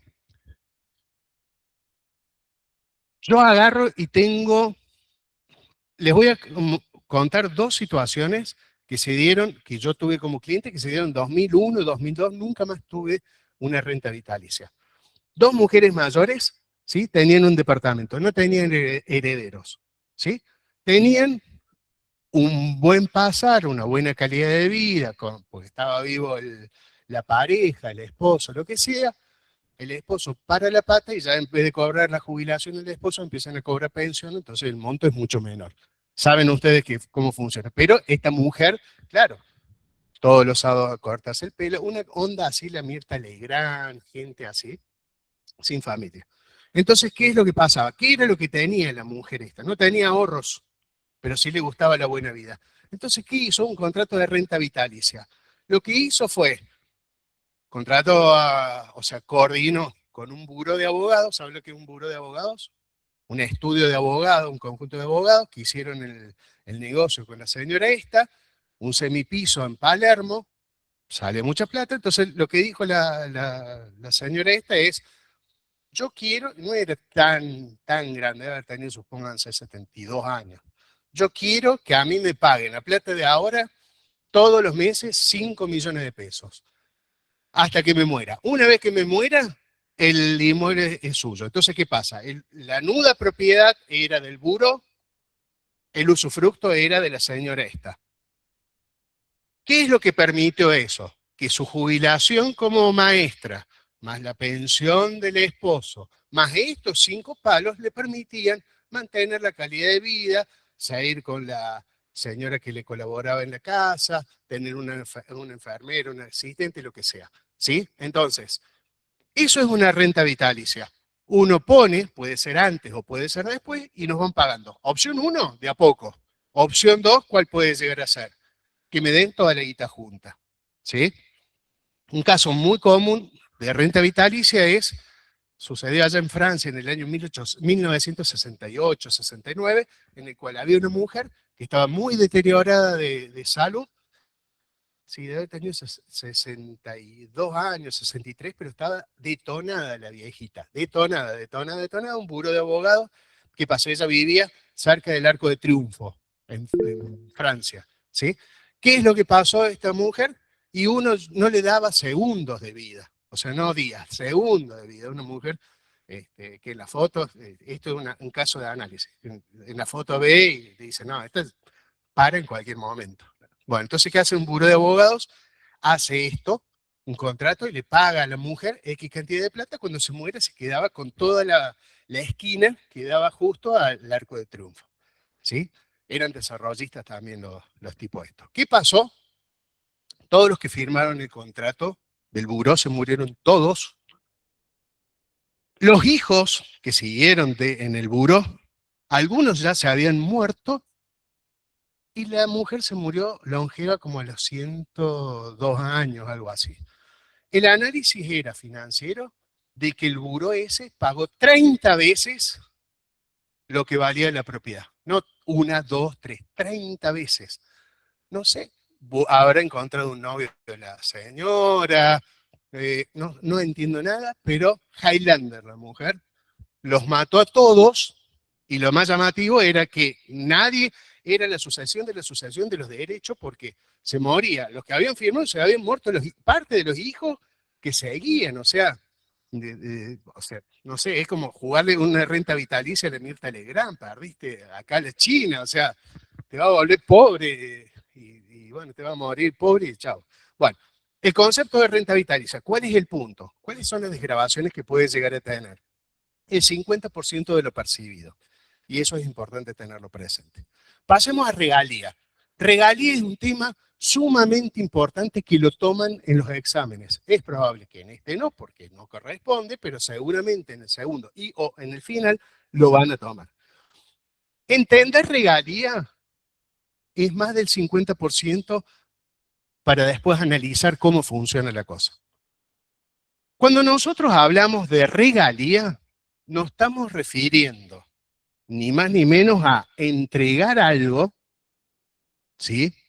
Ya puede ser un bien o un derecho, y estoy hablando de un bien, puede ser inmueble o mueble, es un bien o un derecho, y cobrar no en base a una unidad de tiempo, porque si no sería un alquiler. Los alquileres se cobran por unidad de tiempo. Yo te alquilo la casa por 2 años, por 1 mes, por 6 meses, te alquilo una... Cuando hablamos de tiempo, hablamos de alquiler. Cuando hablamos de unidad de explotación, unidad de producción, estamos refiriéndonos a una regalía. Por ejemplo, vamos a suponer de que me paga a mí un cliente con una fotocopiadora. ¿Sí? Y yo sé que hay un colegio que necesita una fotocopiadora. Y entonces yo lo que le digo al colegio es, mira, tengo esta fotocopiadora, yo te la doy, vos me das, por cada fotocopia que saques, me das 30 pesos, por decir un ejemplo. Entonces, ¿qué es lo que hago yo? Yo llego a fin de mes, entro a la computadora de la fotocopiadora y me dice cuántas impresiones ha realizado.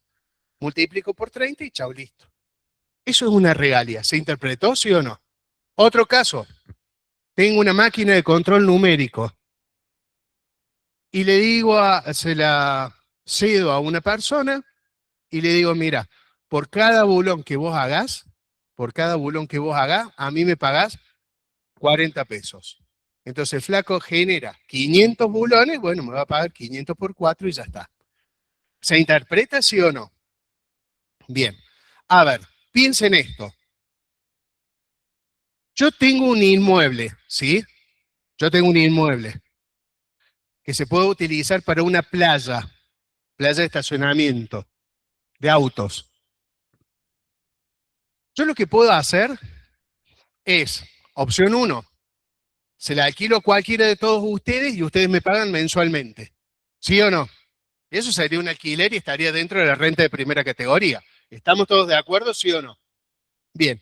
Ahora, lo segundo que puedo hacer es decirle, yo les voy a ceder a ustedes la playa y ustedes me pagan 1.000 pesos por cada auto que se estacione por hora. ¿Y puedo medirlo? Sí, con cámara y con inteligencia artificial te digo cuántas horas estuvo cada uno de los vehículos que estaban en la playa.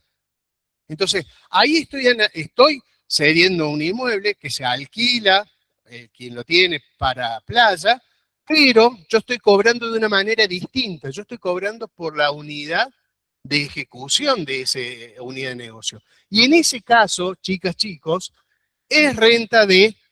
Che, saco un muerto ahí. Bueno, es renta de segunda categoría. ¿Vamos todos hasta acá? Bien, perfecto. Entonces, vamos al concepto, sí. Bien, perfecto. Vamos a esta situación. 55 ahora. ¿Está? Bueno, vamos al concepto de regalía. ¿Qué es la regalía entonces? Es toda contraprestación, ya sea en dinero o en especie, entiéndase de que me dan plata o me dan algo, me pueden dar parte de los bulones que hace el flaco que fabrica, por la transferencia de dominio, uso, goce o la cesión de derechos, y esta transferencia también que puede hacer, o que puedo yo hacer, puede ser temporaria o puede ser definitiva. Por ejemplo, este concepto que yo veía del colegio. Yo le puedo decir, che, quédate con la fotocopia y la fotocopia que vos saques me pagás a mí y chau, listo. Eso es definitivo. La fotocopiadora te la cedí, te la di. Pero yo me cobro parte de ese usufructo a través de ¿qué? De una unidad de tiempo, de una unidad de, perdón, de medida, una actividad de explotación. Entonces, no, si es definitiva, yo ya se la di. Si es temporaria, le digo, te la cedo por un año y acá al año me devuelve la fotocopiadora. En el mientras tanto, te cobro por la cantidad de fotocopias que vos generaste. ¿Estamos? Pasa al siguiente. Y acá están las deducciones. ¿Por qué es importante saber si la regalía es temporaria o si es definitiva? Y si es del país o del exterior. Porque lo que cambia en todo esto, de acuerdo a lo que establece el artículo 90 de la Ley de Impuestos a las Ganancias, es la forma de desgravarse. Cuando es temporaria, es decir, que se la presto y después me va a volver a mí, yo lo que voy a descontar, aparte de todos los gastos del contrato y demás, van a ser las amortizaciones. En tanto que si yo lo que hago es cederlo de manera definitiva, es decir, que ya la fotocopia esa, la fotocopiadora no es mía, ahí, cuando la transferencia es definitiva, yo voy a poder descontar o deducir el 25% de lo efectivamente cobrado hasta recuperar el capital invertido. Por ejemplo, si a mí me salió 10.000 pesos, 10 pesos la fotocopiadora, vamos a hacer números muy chiquitos, 10 pesos, y yo el primer año le cobré 20, el 25% de 20 son 5 pesos, mi valor de costo es 10 menos 5, todavía me quedan 5. Al año siguiente, vamos a suponer que le cobré 10 pesos más. Bueno, 10 pesos son, el 25% son 2,50, me quedaba un saldo de 5, le resto 2,50, todavía me quedan 2,50. Y ya en el tercer año, si le cobro 20 pesos, que el 25% son 5, ya ahí solamente me voy a poder computar 2 pesos con 50, que es el único puchito que me quedaba, no me puedo descontar más de lo que invertí. Esto lo van a ver bien en el práctico de acá a 2 semanas, ¿sí? Pero en términos generales es así como funciona el tema, ¿sí? Para el caso de, sí, renta de segunda categoría. No importa. Si esto de la playa, como te comentaba, es un inmueble y yo te digo, che, no, vos me vas a pagar por los autos que entren. No entra ningún auto, no me pagas nada. Diferente sería, yo te lo alquilo por un mes, me pagas tanto. Bueno, eso es primera. Esto sería segunda. ¿Me debe entender más o menos? Dale, gracias por preguntar. ¿Qué pasa cuando la regalía es del exterior? Bueno, me dice que puedo descontar el 40% de lo que efectivamente haya cobrado, sin límite de tiempo. ¿Cómo? Vamos a suponer de que yo tengo una máquina, yo vivo en el Dorado, ahí en Soberbio, Misiones, que está justo al límite con Brasil. Yo tengo la fotocopiadora. En vez de dársela a la escuela del colegio de Argentina, se lo doy cruzo el río, Uruguay, y se lo doy al de la escuela de Brasil. Bueno, es renta del exterior, porque me le paga un brasilero. ¿Se interpreta? Dale, gracias. Bueno, pasamos al siguiente. ¿Qué tenemos acá? Bueno, ojo con esto. Si yo me dedico a tener fotocopiadoras y a cederlas y a cobrar por precios unitarios, no soy una persona humana, soy un sujeto de empresa. Entonces, ojo, que no es lo mismo de que yo haya recibido algo y que eventualmente lo pongo a trabajar, a que yo me dedique a comprar fotocopiadoras para después cederlas a todos los colegios para cobrarle regalía. Eso ya no es renta de segunda. Eso ya sería una empresa unipersonal mía. ¿Se interpreta, sí o no? ¿Interpretan la línea gris que hay entre una persona humana que eventualmente tiene una fotocopiadora y la cede a La segunda que sería, compro fotocopiadora y la cedo a todos los colegios de Córdoba. Y del interior también. Bueno, ahí ya tengo una empresa, no tengo en términos generales. Y bueno, y eso sería renta de tercera categoría. Pasamos a la segunda parte. Bien. Dividendos y utilidades distribuidas. Bueno, primero de todo es entender de que los dividendos los hacen o los confeccionan o los desarrollan o los pagan las sociedades anónimas, en tanto que las utilidades se refieren en principio a las SRL, comandita por acciones, asociaciones y fundaciones que no están exentas, y eso ten presente también si ustedes tienen la poca suerte de tener asociaciones y fundaciones y se les cae la exención, van a pagar impuestos a las ganancias. ¿Sí? Bueno. Fideicomiso, excepto cuando el fiduciante sea igual al beneficiario y sea residente del país, y acá los fideicomisos financieros sobre título de deuda y demás. Todo esto es muy teórico. Pasamos al siguiente. Fondos comunes, acá seguimos con lo mismo, ¿sí? Y acá lo único que me plantea es en dónde pueden ser originados. Pueden ser en reservas anteriores, ganancias exentas o primas. Todo esto al libro, directamente. ¿Queda claro? Pasamos al siguiente. Bien, dividendos fictos. Este es un tema sumamente importante. ¿Qué pasó? ¿Qué entendemos por dividendos? Pensemos así. Bueno, una empresa termina, cierra el ejercicio comercial, se reúnen los accionistas y dicen, che, a ver, ganamos 10 palos. ¿Qué podemos hacer con esa utilidad? Y bueno, el fin de la utilidad son dos. O lo invertimos de vuelta en la empresa o lo distribuimos a los accionistas. No hay otra. Es decir, lo capitalizamos en la empresa o, en su defecto, se lo pagamos a los accionistas. Si se los pagamos a los accionistas, son dividendos. Y hasta ahí todo lo entendemos, ¿no es cierto? Bueno, pero ¿qué es lo que pasó? La ley de impuesto a las ganancias, debido a algunas cuestiones muy puntuales, empezó a presumir de que existían determinadas situaciones que se consideraban que eran distribución de dividendos. ¿Cuáles son estas cuestiones? Bueno, obviamente si hay retiro de fondos, aun cuando no se sabe si la empresa ganó o perdió plata. Vamos a suponer que un accionista a mitad de año te dice, che, mira, necesito 10 palos porque me voy a ir a Uruguay o quiero cambiar el auto, lo que sea. Si el flaco retira plata, es como si hubiese retirando dividendo a cuenta de utilidades. Y en este caso, dividendo a cuenta de utilidades. ¿Se entiende, sí o no? ¿Se entiende hasta ahí, sí o no? Segundo caso, cuando la empresa le cede bienes. Si la empresa le cede bienes, vamos a suponer que yo tengo un accionista o un socio gerente de una SRL y resulta ser que el auto que tiene el flaco de la SRL es de la empresa, pero se lo presta y él lo usa para ir a visitar los domingos a la suegra.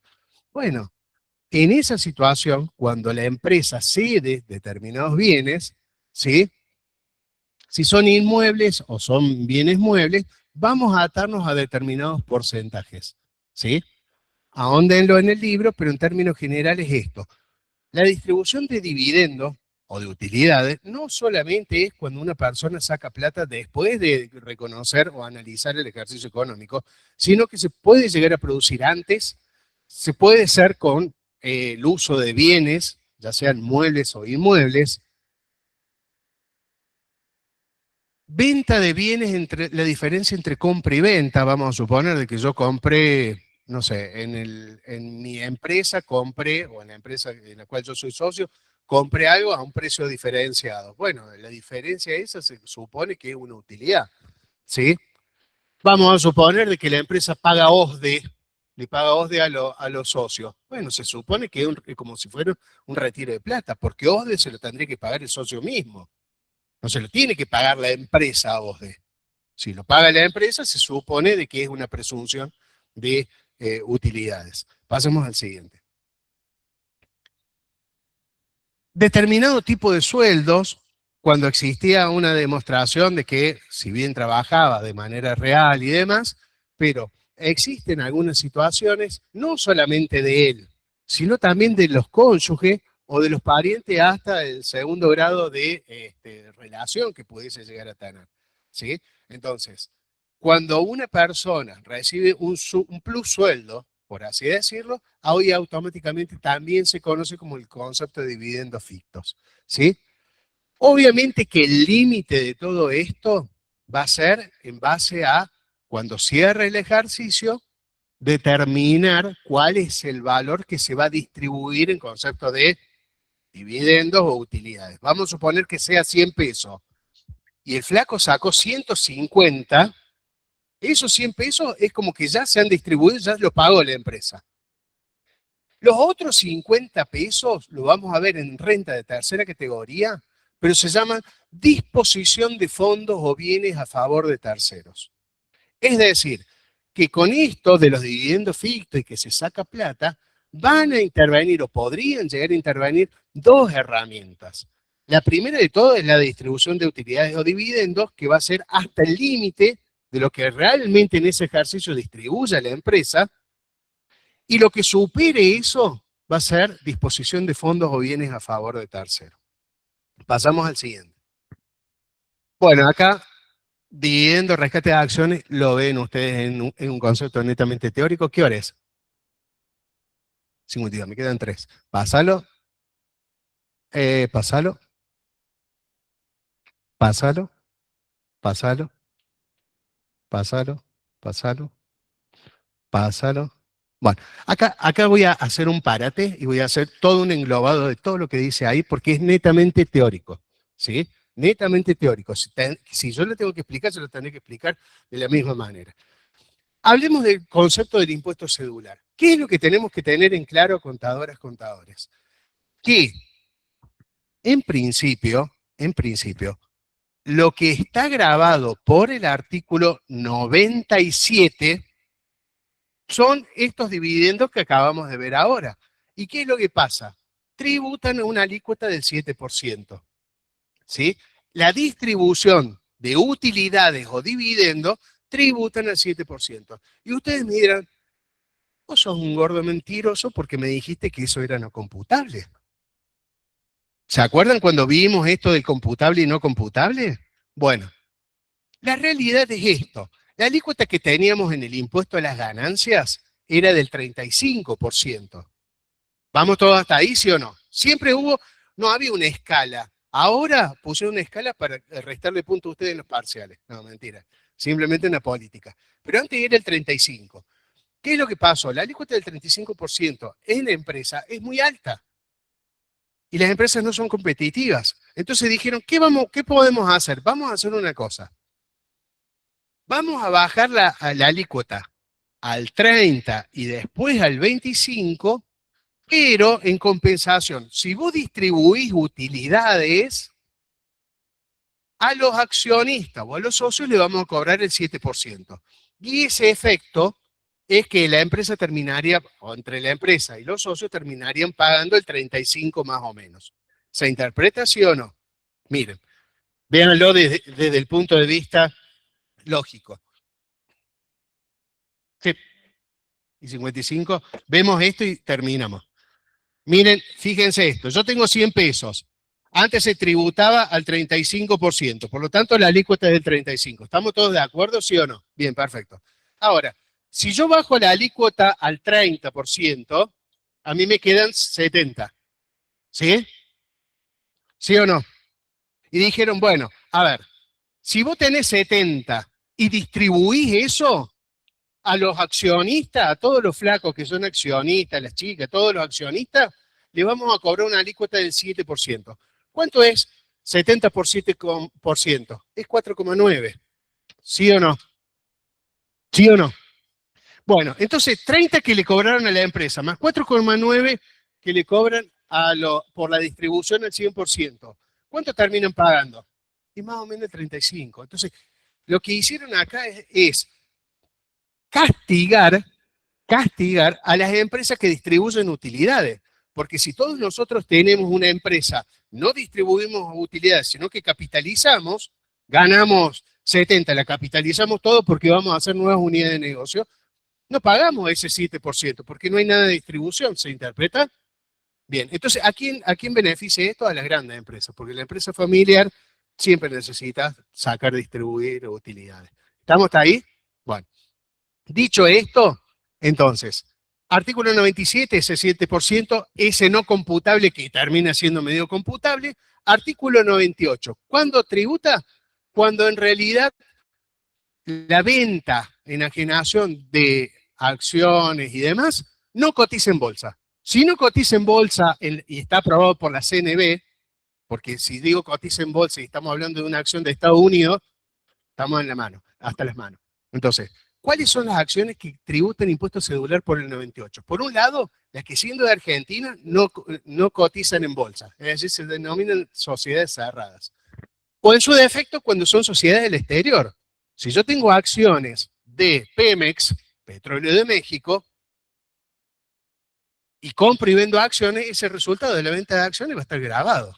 Y el 99 habla de los inmuebles que han sido adquiridos con posterioridad al 1 de enero, que con la ley de reforma laboral, a partir de enero del 1 de enero del 2026, de una manera retroactiva, quedarían exentos. Hoy por hoy, para el año 2025, los inmuebles que han sido comprados con posterioridad al 1 de enero de 2018 y que lo vendemos y están exentos, ¿sí? Son los inmuebles destinados a casa habitación. Si ustedes tienen inmuebles destinados a casa habitación y lo venden, no importa en qué año lo compraron, no van a pagar impuesto a la ganancia. ¿Queda claro? Éxitos, chicos, muchísimas gracias. Nos estamos viendo a posteriori, ¿eh? Muchas gracias. Gracias, ¿eh? Gracias. De corazón, gracias. Profe. Bueno, ¿dudas, preguntas? Nos vamos. Chau, chau. Chao.